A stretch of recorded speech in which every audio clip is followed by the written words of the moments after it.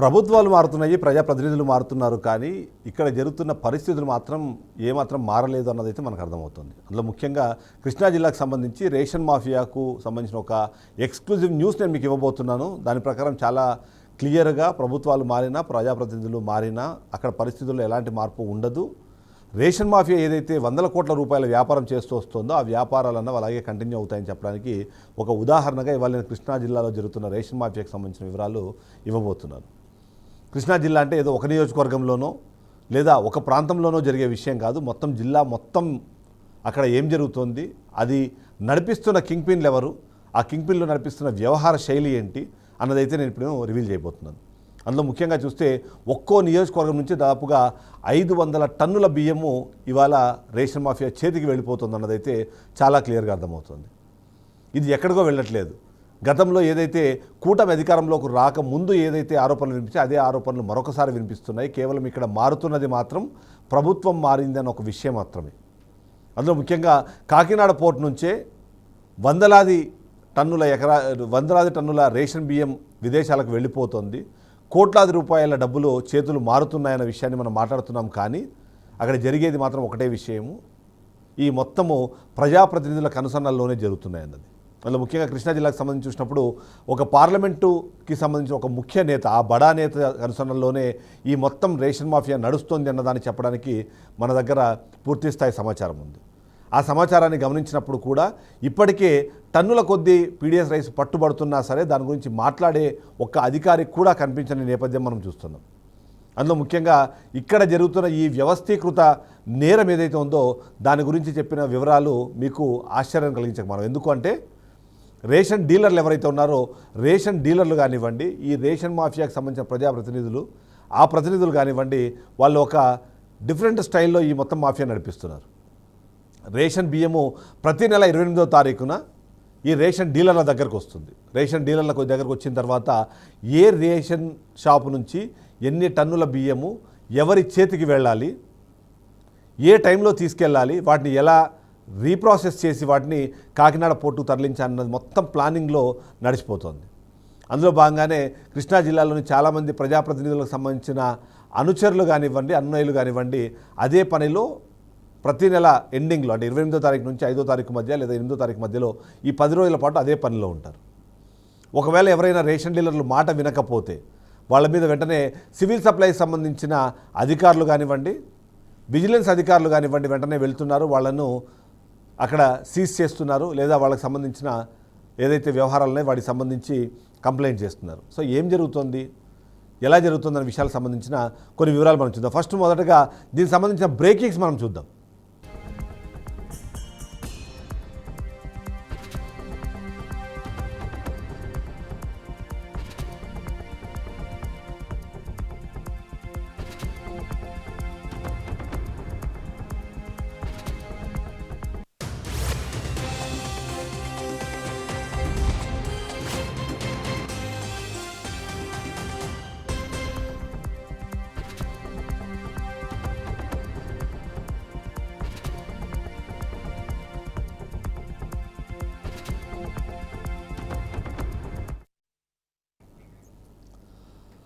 Ration mafia వ్యవహార శైలిలో ఎలాంటి మార్పులు లేవు. ఎందుకంటే ఇప్పటికే వాళ్ళు రుచి చూసిన కోట్లాది రూపాయల డబ్బు, వందలాది ఏదైతే టన్నుల బియ్యం ఉందో ఆ టన్నుల బియ్యాన్ని ఎగుమతి చేయడం ద్వారా వస్తున్న కోట్లాది రూపాయల డబ్బు రుచి చూసిన నేపథ్యంలో ఆ ఆలోచన కానివ్వండి, ఆ వ్యాపారాన్ని కానీ వదిలేసుకునే ఆలోచనలో మాత్రం ఎట్టి పరిస్థితుల్లోనూ ఈ రేషన్ మాఫియా లేదు అనేది అయితే అర్థమవుతుంది. ప్రజాప్రతినిధులు మారారు, కానీ ఆ ప్రజాప్రతినిధులకు సంబంధించిన వ్యవహార శైలిలో మాత్రం మార్పు లేదు. ఎందుకంటే వాళ్ళు చాలా క్లియర్గా మొదటి విషయాన్ని మనం గమనిస్తే ఒక్క పార్లమెంటు సభ్యుడికే దాదాపుగా ₹1 కోటి ఆ నియోజకవర్గం నుంచి వెళుతోంది అన్నది ఒక మాట వినిపిస్తుంది. ఇక స్థానిక ప్రజాప్రతినిధులకు దాదాపుగా 25 లక్షల రూపాయలు వాళ్ళ చేతులు మారి వాళ్ళ చేతికి వెళ్ళిపోతున్నట్టుగా మనకు అర్థమవుతుంది. ఇది జరుగుతోంది అన్న విషయానికి సంబంధించి ప్రతి ఒక్కరూ మాట్లాడుకుంటున్నారు తప్ప దానికి సంబంధించిన ఆధారాలు అయితే అక్కడ బయటపడట్లేదు. దీన్ని అదనుగా మార్చుకున్నారు ఈ రేషన్ మాఫియాకు సంబంధించిన నేతలు. అందులో భాగంగానే వాళ్ళు ఏం చేస్తున్నారు, ఎవ్రీ మంత్ ప్రతి నెల 28వ తారీఖున వచ్చే రేషన్ మాఫియాకి సంబంధించి రేషన్ డీలర్లకు వచ్చే బియ్యం ఏవైతే ఉన్నాయో వాటిలో కొన్నింటిని బ్యాగులు మార్చి తీసుకెళ్తుంటే కొన్నింటి మాత్రం బ్యాగులు కూడా మార్చకుండా అవే బ్యాగుల్లోనే సరఫరా చేసేందుకు ప్రయత్నం చేస్తున్నారు. ఎవరైనా పట్టుకుంటే పోలీసులు అయితే స్థానిక ప్రజాప్రతినిధులు వాళ్ళకి సపోర్ట్ చేస్తున్నారు, లేదా పార్లమెంటుకు సంబంధించిన ఆ ముఖ్య నేత, ఆ బడా నేత ఎవరైతే ఉన్నారో ఆయన పేరు చెప్పి వీళ్ళు వెళ్ళిపోతున్నారు. నిజాయితీగా ఉండే కొద్దిమంది నాయకులు కానివ్వండి, కొద్దిమంది పోలీస్ ఆఫీసర్లు ఎవరైతే వాటిని ఆపి వాటిని సీజ్ చేస్తున్న నేపథ్యంలో కూడా అతి తక్కువ సమయంలో వాళ్ళని విడిపించుకొని వెళ్ళిపోతున్న పరిస్థితులు కూడా మనకి అక్కడక్కడ రిపోర్ట్ అవుతున్నాయి. సో కృష్ణా జిల్లాకు సంబంధించి ఏం జరుగుతుందన్న విషయంలో మనము మరొక బ్రేకింగ్ చూద్దాం.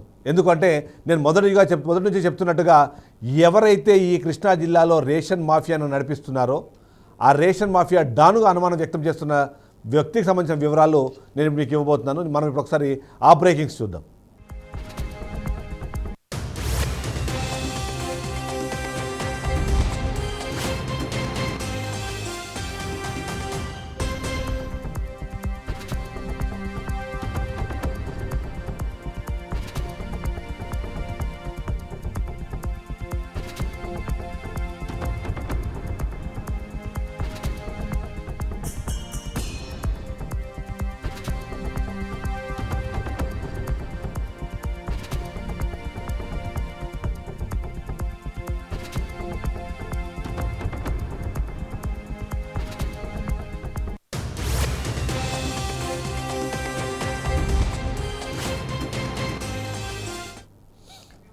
చూస్తున్నాం కృష్ణా జిల్లాకు సంబంధించి మొత్తం ఏం జరుగుతోంది అన్న వివరాలు మనము చెప్పే ప్రయత్నం చేద్దాము. ఆ వ్యవహారంలో ఎవరైతే నేను చెప్తున్నానో ముఖ్యంగా పార్లమెంటు ముఖ్య నేత కనుసన్నల్లోనే ఈ మొత్తం వ్యవహారం నడుస్తోంది. ఆ వ్యవహారాన్ని దగ్గరుండి మరి ఆయన అనుచరులే చూసుకుంటున్నారు. అందులో భాగంగానే తిరువూరు, మైలవరం, విజయవాడకు సంబంధించిన విజయవాడ తూర్పు, విజయవాడ పశ్చిమ జిల్లాల్లో ఈ రేషన్ దందా అన్నది అలాగే కొనసాగుతోంది. ఏమీ మార్పు కనిపించట్లేదు అన్నది ఇప్పుడు విశ్లేషకులు చెప్తున్న మాట. అందులో ముఖ్యంగా ఈ దందా మొత్తాన్ని రామచంద్రరావు అనే వ్యక్తి నడిపిస్తున్నారన్న అనుమానాలు కూడా ఉన్నాయి. ఇతను పార్లమెంటు ముఖ్య నేతకు నెలవారీ దాదాపుగా ₹1,00,00,000 పైగానే ముడుపులు చెల్లించడంతో పాటు ఎవరైతే నియోజకవర్గ స్థాయి అధికారులు నాయకులు ఉన్నారో వాళ్లకు నెలకు ₹25 లక్షల ఇస్తున్నారు. దాంతో ప్రతి ఒక్కరూ సైలెంట్గా ఏం జరుగుతుందో చెప్పకుండా ఏమీ మాట్లాడకుండా ఉన్న పరిస్థితి మనకు కనిపిస్తోంది. ఇక జగ్గైపేట నియోజకవర్గ ప్రజాప్రతినిధి ఒకరు, నందిగామలో కంచిక్చర్లకు చెందిన మరొక టీడీపీ నేతకు సంబంధించిన కూటమి నేతకు సంబంధించిన ఒక నేత, విజయవాడ సెంట్రల్ నియోజకవర్గ ప్రజాప్రతినిధికి సంబంధించిన అనుచరులు, ఇక ఏదైతే పెనమలూరుకు సంబంధించిన ప్రజాప్రతినిధికి సంబంధించిన వ్యక్తి ఎవరైతే ఉన్నారో క్రాంతి కిరణ్, ఆ క్రాంతి కిరణ్ దీన్ని మొత్తాన్ని చూసినారు. గుడివాడలో కూడా గిరి అనే వ్యక్తి కూడా ప్రజాప్రతినిధి పేరుతో అక్కడ ఈ వ్యవహారాన్ని నడిపిస్తున్న పరిస్థితి మనకు కనిపిస్తుంది. ఇక పామరుకు చెందిన మాఫియా డాన్గా ప్రతి ఒక్కరూ చెప్పుకుంటున్న గొట్టపు రమేష్ ఈ మొత్తం బియ్యాన్ని సేకరిస్తున్నట్టుగా సమాచారం అందుతోంది. ఆయన గన్నవరం సమీపంలోని సూరంపల్లి వద్ద డంపు చేసి అక్కడ కొన్ని ప్రాసెస్ చేయకుండానే డైరెక్ట్గా ఆయన సూరంపల్లి నుంచి కాకినాడ పోర్టుకి దీన్ని మొత్తాన్ని తరలిస్తున్నారు.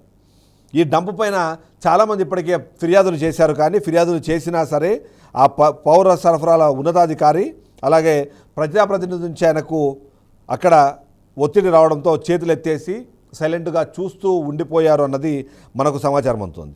ఇందులో ఈ మధ్యకాలంలో కొంత బియ్యము ఇబ్రహీంపట్నంలోని పంట పొలాల్లో దొరికింది. అంతేకాకుండా ఈ మధ్యకాలంలో ఇబ్రహీంపట్నంలో రేషన్ మాఫియా చేస్తున్న వెహికల్ ఒకటి AP39 UT 1267 అనే వెహికల్ కూడా పట్టుబడింది. అయినా సరే ఎవరూ మాట్లాడట్లేదు.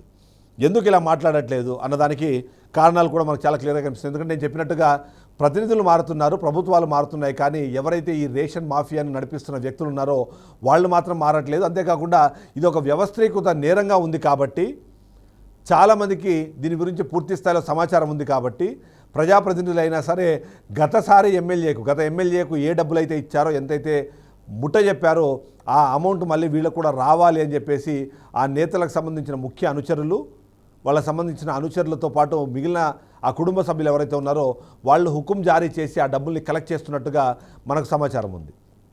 ఈ విధంగా చూస్తే ఈ డాన్ చెప్పినట్టుగానే మొత్తం నడుస్తుంది. రామచంద్రరావు కన్సర్న్లోనే ఈ మొత్తం వ్యవహారం నడుపుతున్న నేపథ్యంలో ప్రతి ఒక్కరూ కూడా అధికార యంత్రాంగం మొత్తం నిమ్మకు నీరెత్తినట్టుగా అసలు పట్టించుకోవట్లేదు. ఎవరైనా ఫిర్యాదులు చేసినా సరే ఆ ఫిర్యాదుల మీద ఎలాంటి చర్యలు తీసుకోకపోవడం అన్నది ఇక్కడ గమనార్హం.